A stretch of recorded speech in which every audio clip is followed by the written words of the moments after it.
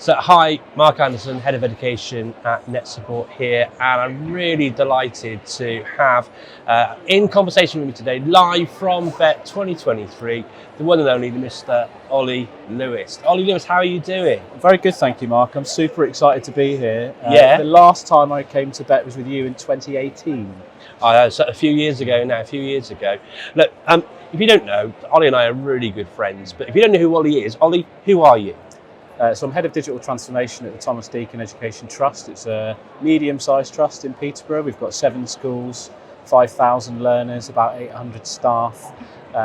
Get involved in all sorts of other activities with your good self, like our programme in the Middle East Learn Live UAE or Global EdTech, and just really appreciate, like yourself, sharing and connecting with educators to try and find out what works and why it works.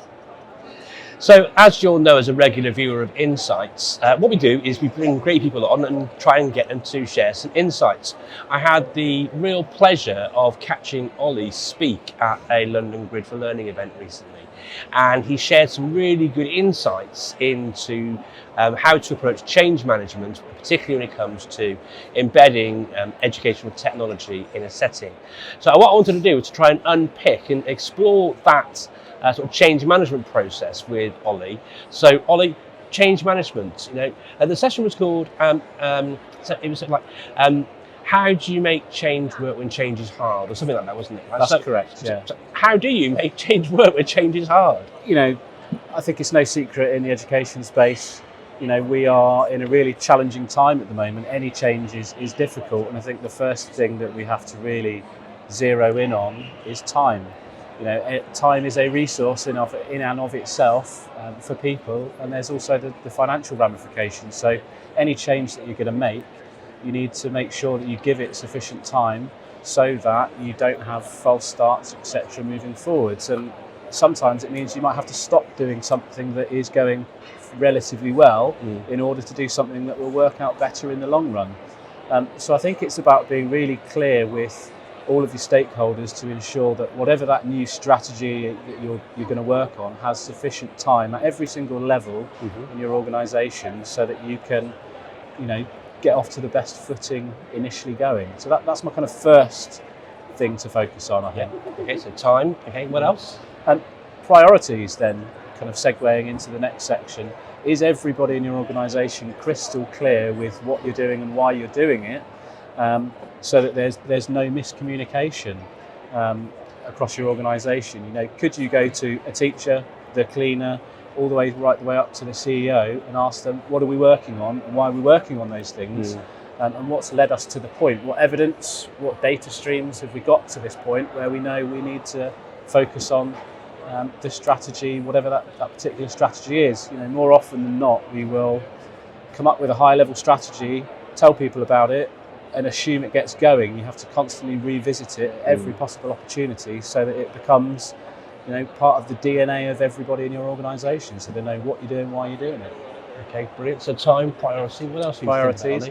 Community is really another important aspect. I think that, you've long taught me actually, and I've heard you speak many times about the value of community and the triad of effective education, and that's the school, the parents and the students. How often do you find the time to involve your community and ask them what they think, seek out their advice, opinion, what's working, what isn't working, what do they think they need? The more that you can close the gap in that trifecta of people, the greater chance you've got of success in change, I think. So it's about taking people with you, understanding what you're doing, why you're doing it, so that everybody is on the bus, so to speak, with the change. Can I just dive deeper into that one for a second, Olly, if that's all right? Sure. Because, like Olly shared, I too know how important it is to make sure you do have that sort of wrapper around the child of school and home and so forth and so on. But digital divide, Olly, where your trust is based, it's not the most affluent of areas. Correct. Right. Yes. So how do you ensure that the community is supported if they might not have the funds to actually get involved in use of technology? How do you support your community? It doesn't need to cost you a huge amount of money to support the community in that sense. It's really easy to offer things that are normal in schools, like in open evenings, having a session on online safety with the community.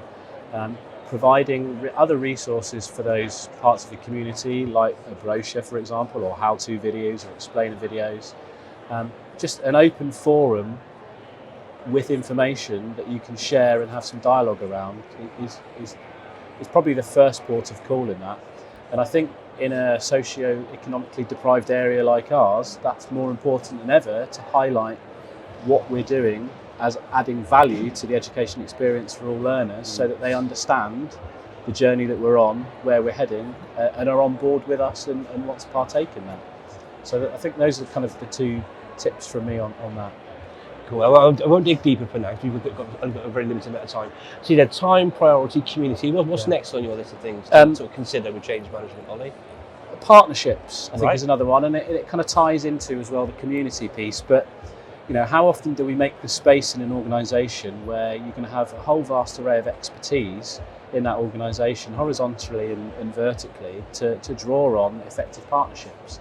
So we've set up various partnerships across our trust, looking at primary curriculum, leadership, teaching and learning with technology, where we have stakeholders from all of the different academies that have say and influence in the direction that we're heading in, and can help shape and build the future we're all working towards. And a key part of that in partnerships is collaboration. To me, partnership is just another word for collaboration. So we're really trying to drive and foster collaborative practice and sharing across the organisation, because if you share something good with me and I share it with others, it's only going to benefit the learners in our room, and then in the wider education space. So partnerships is a real key piece for us, but that's just looking internally. We're also starting to look externally for effective partnerships as well. So we've set up a partnership steering committee that has representation from across the piece again, from governors, trustees, senior leaders, teachers, parents, to try and look at the local community area, what partnerships we can foster that benefit the students. Another example in the kind of EdTech sphere is we've been, as you'll know, partnering with Now Press Play, looking at how immersive audio experiences can enhance and enrich the curriculum opportunities for some of our really challenged primary learners. As well as at the moment we're looking at Classroom.cloud from NetSupport, because we're moving in a direction where we want students to be able to take a device home, and it's a perfect tool for us for monitoring and supporting and safeguarding the community, and partnering with parents to help them better understand what we're doing with technology and why. Brilliant, thank you, Ollie. So we've got to get the right time, yes, priority, correct, community, yes, partnerships. Is yes. there anything other elements, aspects? The last one is digital literacy. Right. Speaking of the digital divide, the digital gap that's taking place. I don't think you'll find anyone that works in the modern world that doesn't need to have some sort of technological skill set. And I think we would be doing our learners a disservice if we didn't zone in on and try and teach them skills that they'll take with them for life, for the future world of work, whether they become an IT techie, work in any other kind of field outside of education. So I think it's really important that we curriculum-wide teach them digital skills that will stay with them for life.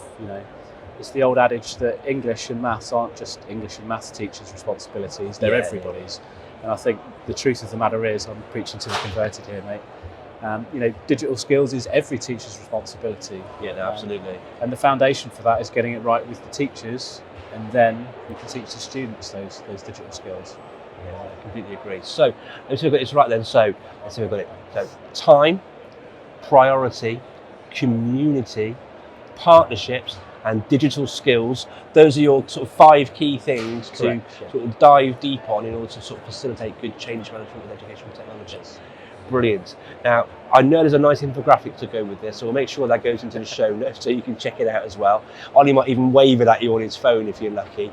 But Ollie, you mentioned that digital skills thing. I'll dive into that just for one little second, if that's all right, because you know me, every day is a learning day. And a great place to go and find information and learn and do a lot of things you've mentioned actually with partnerships and collaboration, all that is through engaging with your professional learning network. And so with the professional learning network, Ollie, yes, who are your 5 go-tos that I've never heard of? That you've never I've never heard of. Wow, that's a impossible. really good That's so people for unfair. Ollie to recommend. That's so unfair. You know everybody. But 5 really solid people to follow that are going to share good stuff to help our viewers. At ICT Evangelist, at Al Kingsley _edu, at Darcy Pryor, Emma Darcy, got a lot of time for her. James Garner at Teach Morgan Whitfield. She's a Director of Teaching and Learning in a school in Abu Dhabi. I'm trying to think on the fly now. That's 4, right? Yeah, one more. Go on. One more. I'm trying to think of somebody that you won't know, which is a real challenge. Teaching Deep would be a good recommendation, but Teaching Deep. you can't use that one. You know it, yeah. Alex Gray, check him out. He's got a great YouTube channel. You know when someone puts you on the spot and your mind just goes completely blank? Yes. Yeah. You're loving this. Well, we'll stick with Alex Gray then. Teaching Deep is a great recommendation. Alex As Olly said, Gray. he's got a great YouTube channel. Yeah. And I understand through the grapevine from Alex himself, he's writing a book about his deep teaching principles as well, so one to check out. Listen, always great to have you in for a conversation, Olly. Thank you. If people want to find you on social media, where can they find you? Twitter at Olewis _coaching, and on LinkedIn I'm Olly Lewis, and then the blog ollylewislearning.com. Brilliant stuff. Well, listen, thank you very much for taking the time to come and join us on Insights, and we'll see you on the next episode, live here from BET 2023.